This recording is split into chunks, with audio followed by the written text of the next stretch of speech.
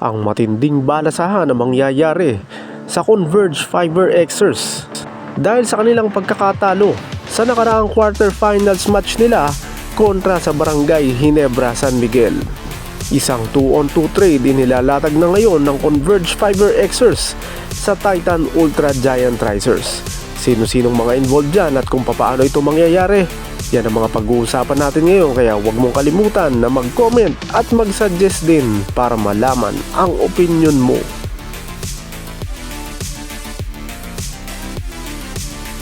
Dahil sa matinding pagkatalo ng Converge Fiber Xers sa kanilang quarterfinal series kontra sa Barangay Ginebra San Miguel, kung saan tangan pa naman nila ang twice to beat advantage, ay sinasabing magkakaroon ng matinding balasahan sa kanilang lineup para umano maaga pa lamang ay mapaghandaan na ang second conference na Commissioner's Cup at maisaayos na ng gusto ang kanilang roster at magawa na ng paraan yung mga spots o mga posisyon na kitang-kita ang pagkukulang ng Converge Fiber Xers sa nakaraang quarterfinals match nila kontra sa Barangay Ginebra San Miguel. At ganun na rin sa kabuuan ng elimination round kung saan bago ang last stretch ay nagkaroon pa sila ng isang 3-game losing streak na nagpababa sa kanila sa team standings, kaya kamuntikan pa silang mawala sa top 4 spots para sa twice to beat advantage. Pero kahit nga na nakuha nila yung twice to beat advantage sa pagiging number 4 sa overall standings, ay naglaho rin yun ng parang bula. Dahil na rin kahit marami ang pumapabor dito sa lineup ng Converge Fiber Xers na mananalo umano sa Barangay Ginebra San Miguel na sinasabing talagang underdog sa series na to. Dahil na rin sa kakulangan ng kanilang lineup, lalo na pagdating sa big men, na siya namang advantage ng Converge Fiber Xers dahil sa kanilang twin towers na sila Justin Baltasar at Justin Arana. At masasabing very promising din ang kanilang guard spot na binubuo ng kanilang super rookie na si Juan Gomez Del Llano at ng very dependable nila na two-way player na si Alex Stockton. Kasama pa ang ilang mga supporting cast na palagi ang nabibigyan ng pagkakataon ni Coach Delta Pineda dahil na rin sa lalim ng kanyang rotation. Pero kagaya ng ating nasabi, lahat yun ay naglaho ng parang bula nang matalo sila ng dalawang magkasunod na beses ng Barangay Ginebra San Miguel na pinatunayan na dala-dala pa rin nila ang never say die attitude kahit pa masasabing dehado ang kanilang lineup kontra sa mga mas bata at mas matatangkad na Converge Fiber Xers. At kitang-kita rin sa quarterfinal series na to yung inexperience ng mga bata ni Coach Delta Pineda dahil sa fourth quarter pa lamang ay masasabing abot kamay na nila ang panalo at makakapasok na sana sa semifinal sa unang pagkakataon mula nang sumali sila sa PBA noong 2022. Pero dahil na rin niya sa sinasabing gigil at inexperience ng mga bata ni Coach Delta Pineda, ay hindi nila napanghawakan ang kanilang kalamangan na sana'y magpapanalo sa kanila kontra sa Barangay Ginebra San Miguel. At nauwi pa nga ito sa isang overtime dahil sa pagkaka-foul ni Alex Stockton kay Jeremiah Gray sa isang 3-point attempt na nagresulta sa 3 free throws na naisalpak naman lahat ni Jeremiah Gray na nagdala sa overtime sa kanilang laban. At pagdating naman ng overtime, papasok ng last 2 minutes, ay tangan pa rin ng Converge Fiber Xers ang magandang kalamangan. Pero dahil sa mga defensive lapses nila, ay unti-unting nalusaw ng Barangay Ginebra San Miguel ang baon nilang kalamangan papasok ng mga dying seconds ng overtime period. At hanggang sa final play ng Barangay Ginebra San Miguel ay hindi nila napangatawanan ang isang mahusay na depensa at masasabing nataranta ang mga players ng Converge Fiber Xers sa ginawang last play ni Coach Tim Cone na nagpanalo sa kanilang koponan kontra dito sa mga bataan ni Coach Delta Pineda sa Converge Fiber Xers. Isang pamatay na buzzer beater 3 ang pinakawala ni Stephen Holt na sinasabing second option lamang dahil nadepensa na mabuti si RJ Abarrientos. At nang malibre nga itong si Stephen Holt, ay kinailangan pa nitong gumamit ng isang pump fake para kumagat ang depensa ni Justin Baltasar sa kanya hanggang sa malibre na nga ito na kung saan doon na nga nito pinukol ang pamatay na tres na tumapo sa pag-asa ng Converge Fiber Xers na makapasok sa semifinal sa kauna-unahang pagkakataon sa PBA. At dahil nga masasabing napakasakit ng pagkatalo na to ng Converge Fiber Xers para sa kanilang prangkisa, ay sinasabing ginagawa na umano ng paraan ngayon ni Coach Delta Pineda kung paano maisasaayos ang mga pagkakamaling nagawa nila dito sa quarterfinals match nila kontra sa Barangay Ginebra San Miguel. At kung nung una ay tinatanggi ni Coach Delta Pineda na magkakaroon ng revamp sa kanilang roster dahil sa kanilang pagkatalo sa Barangay Ginebra San Miguel sa kanilang quarterfinal series, ay ngayon niya ay sinasabing palihim na kumikilos ang Converge Fiber Xers Management para galawin ang kanilang roster at magkaroon ng isang matinding balasahan kung saan involved nga dito yung mga players na naging inconsistent sa kanilang kampanya nitong nakaraang All Filipino Cup, lalo na nitong quarterfinals kontra sa Barangay Ginebra San Miguel na umabot sa isang do or die match. Kaya kahit na sinasabing napakaaga pa para kumilos ng Converge Fiber Xers dahil ilang araw pa lamang silang natatalo mula sa Barangay Ginebra San Miguel sa quarterfinals, ay hindi na nga umano nag-aaksaya ng panahon ng Converge Fiber Xers Management. Dahil maaga pa lamang ay gusto na nilang paghandaan ang second conference sa pamamagitan ng isang matinding balasahan na mangyayari sa kanilang koponan sa pamamagitan ng isang 2-on-2 trade sa Titan Ultra Giant Racers.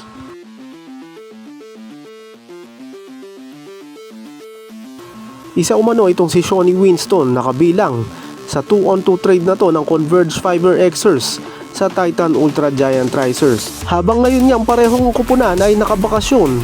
at hindi pa nagbabalik sa practice para sa second conference. Dahil umano sa pagiging inconsistent itong si Shawnee Winston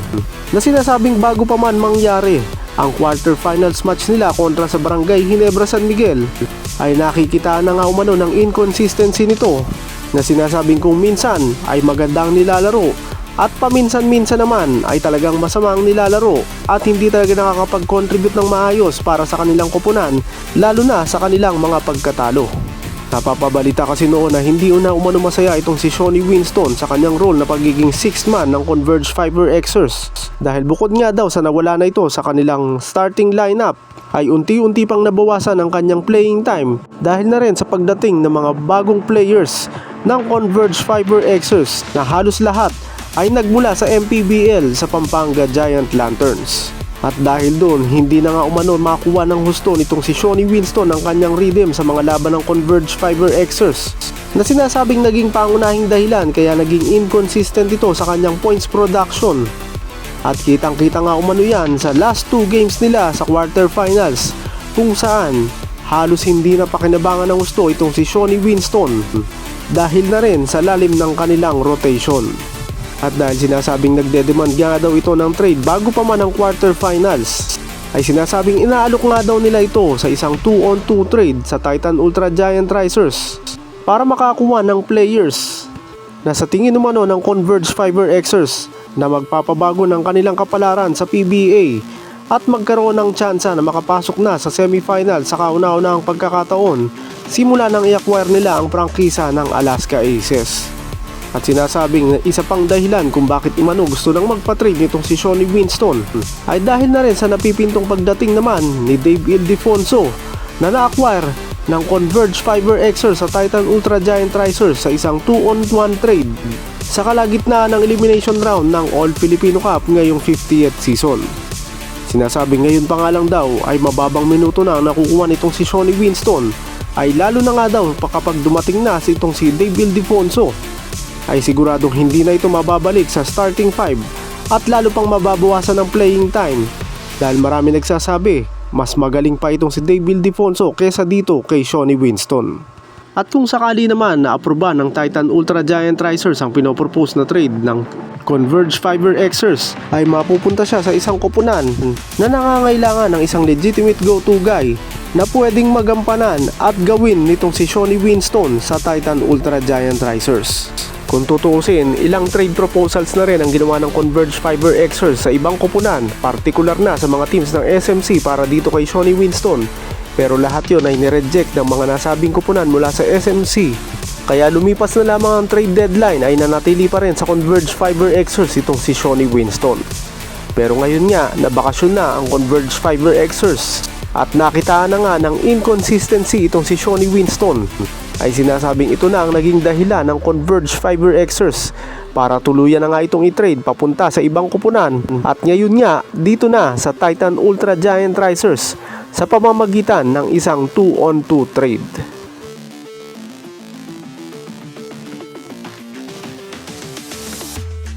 At ang sinasabing main piece ng 2-on-2 trade ng Converge Fiber Xers sa Titan Ultra Giant Risers ay itong si Alex Stockton, na katulad din ni Shawnee Winston ay nakita ng inconsistency ng Converge Fiber Xers sa kanilang katatapos lang na campaign sa All Filipino Cup.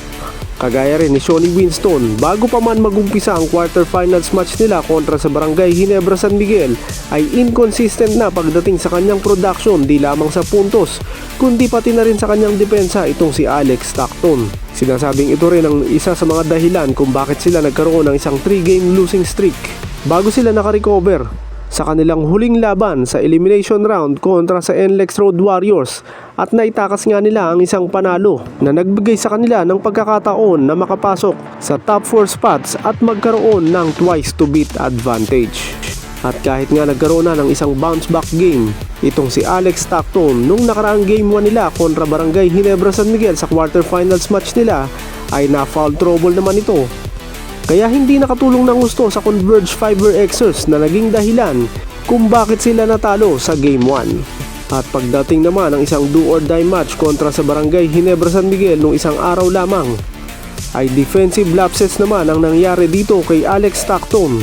Lalo na dun sa final play ng Barangay Ginebra San Miguel sa last 2 minutes, kung saan finaul pa nitong si Alex Stockton ang tumitira sa tres na si Jeremiah Gray,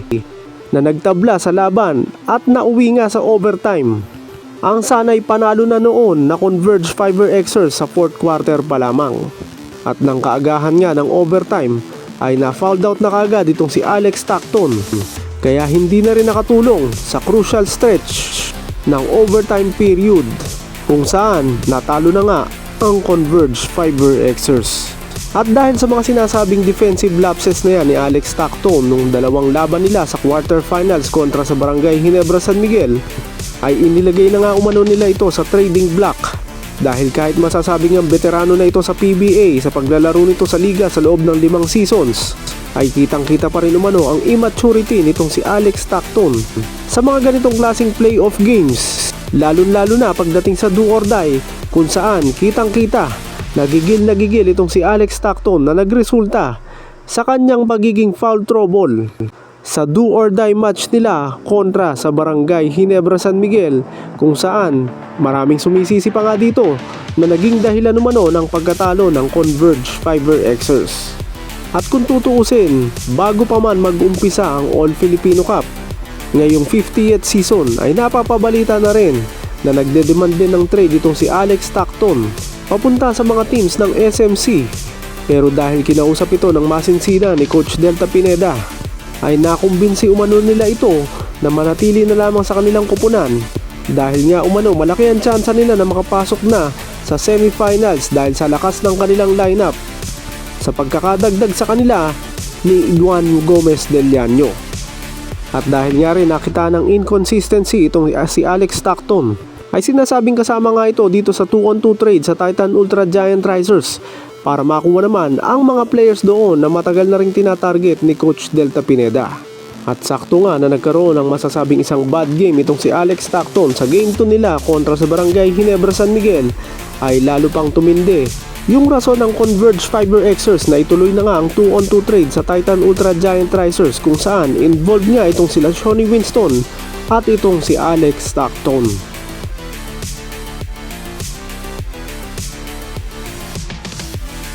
At ang sinasabing hinihinging kapalit ng Converge Fiber Xers para kila Shawnee Winston at Alex Stockton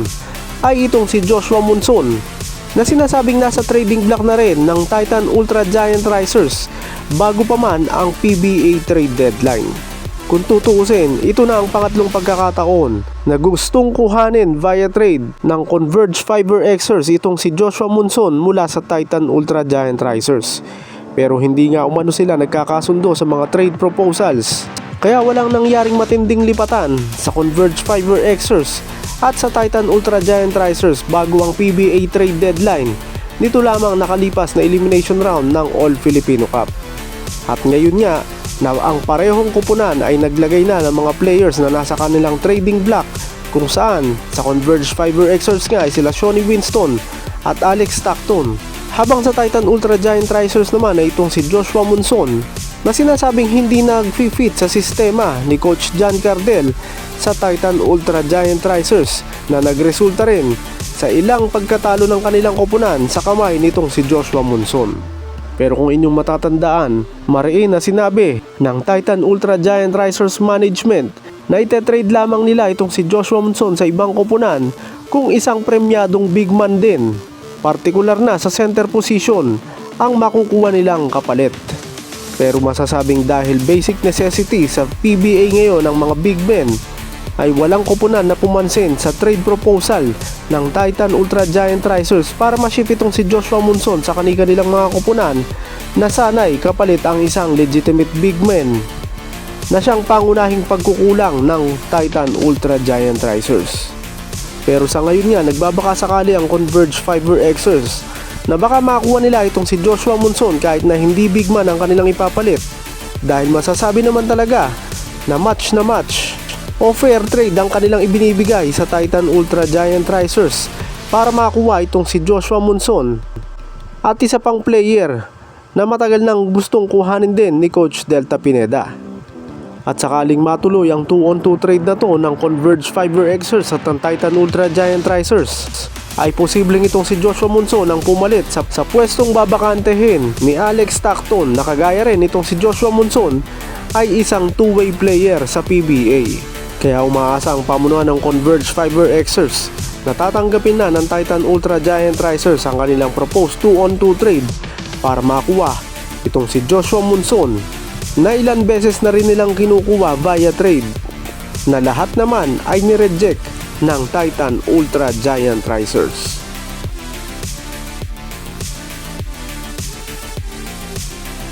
At ang kukumpleto ng 2-on-2 trade sa pagitan ng Titan Ultra Giant Risers at ng Converge Fiber Xers ay ang veteran defensive specialist at isa rin sa masasabing best two-way player ngayon sa PBA na si The Beast, Calvin Abueva. Ito talaga ang player na matagal nang tinatarget ni Coach Delta Pineda na mapunta sa Converge Fiber Xers. Pero dahil nga nung naandun pa to sa Magnolia Chicken Templados Hot Shots, ay hindi kinakagat ng nasabing koponan ang mga proposed trade ng Converge Fiber Xers para makuha itong si Calvin Abueva, kahit na sabihin nating fair at balanse yung mga ino-offer nilang trade para makuha itong si Calvin Abueva mula sa dati niyang koponan na Magnolia Chicken Templados Hot Shots. At ngayon nga na nasa Titan Ultra Giant Risers na siya, ay kahit nga paulit-ulit ding sinasabi ng Titan Ultra Giant Risers Management na kahit sino ay pwede nilang i-trade maliban lamang umano dito kay Calvin Abueva, ay hindi pa rin nawawala ng pag-asa si Coach Delta Pineda na makukuha niya na itong si Calvin Abueva sa pag-uumpisa pa lamang ng Second Conference o Commissioner's Cup ngayong paparating na March 2026. Masasabing fair trade talaga ang ino-offer ng Converge Fiber Xers dahil pakakawala nila ang mga batang players na sila Shawnee Winston at Alex Stockton kapalit ng isang batang player lamang mula sa Titan Ultra Giant Risers na si Joshua Monson at itong si Calvin Abueva na ngayon ay 37 years old na. Kumbaga, kahit ilang taon na lamang na mapapakinabangan ni Coach Delta Pineda itong si Calvin Abueva sakaling pumayag ang Titan Ultra Giant Risers sa kanilang pinopropose na trade, ay hindi pa rin sumusuko ang Converge Fiber Xers na makukuha nga nila itong si Calvin Abueva mula sa Titan Ultra Giant Risers bago magumpisa ang Commissioner's Cup ngayong March 2026. Yung veteran leadership at pagiging isang consistent player ang kailangan ng Converge Fiber Xers sa paparating na Commissioner's Cup para mai-address yung mga inconsistency nila Shawnee Winston at Alex Stockton na mapupunta na nga ngayon sa Titan Ultra Giant Risers sakaling magkasundo ang dalawang koponan dito sa proposed trade na to. At sinasabing parte rin kasi ng mga plano ni Coach Delta Pineda sa pool nang maupo ito bilang head coach ng Converge Fiber Xers na unti-unti nga niyang kukunin yung mga players na nagumpisa sa kanya at siya ang nakadiscover. At sakto rin naman, kahit na ayaw siyang i-trade ng Titan Ultra Giant Risers, ay nagde-demand naman itong si Calvin Abueva na i-trade na siya papunta sa Converge Fiber Xers, di lamang para makasama niya na si Coach Delta Pineda na kanyang tumatayong tatay-tatayan, ay para makasama din umano ulit niya ang kanyang best friend naman na si Vic Manuel, na pumirma naman ng isang short-term contract sa Converge Fiber Xers at pwede namang ma-extend sa Commissioner's Cup, lalo na kung makukuha nila via trade mula sa Titan Ultra Giant Risers itong si The Beast Calvin Abueva. At kapag ka nagkataon nga, halos 70% na ng kupunan ng Converge Fiber Xers ay pawang mga Kapampangan. Kung makukuha nila itong si Calvin Abueva at si Joshua Monson na ang roots din ay mula sa probinsya ng Pampanga. Kaya kahit umano sinasabi ng Titan Ultra Giant Risers na hindi nila ite-trade itong si Calvin Abueva, ay hindi pa rin nawawala ng pag-asa si Coach Delta Pineda at ang Converge Fiber Xers na bibigay din sa kanila itong si Calvin Abueva sa pamamagitan ng kanilang mga ipapalit na players na masasabing dekalibre at mas bata na sila Alex Stockton at Shawnee Winston.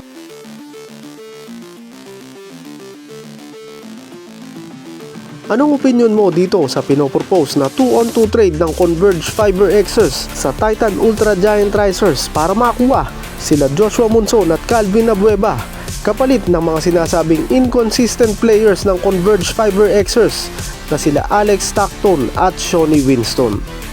Tanggapin kaya ito ng Titan Ultra Giant Risers na sinasabing hindi nila pakakawalan itong si Calvin Abueva kahit pa anong mangyari at kahit anong pang trade proposal ang ihain sa kanila, habang si Joshua Monson naman ay sinasabing big man lamang ang magiging kapalit nito kung gusto nila itong makuha mula sa Titan Ultra Giant Risers?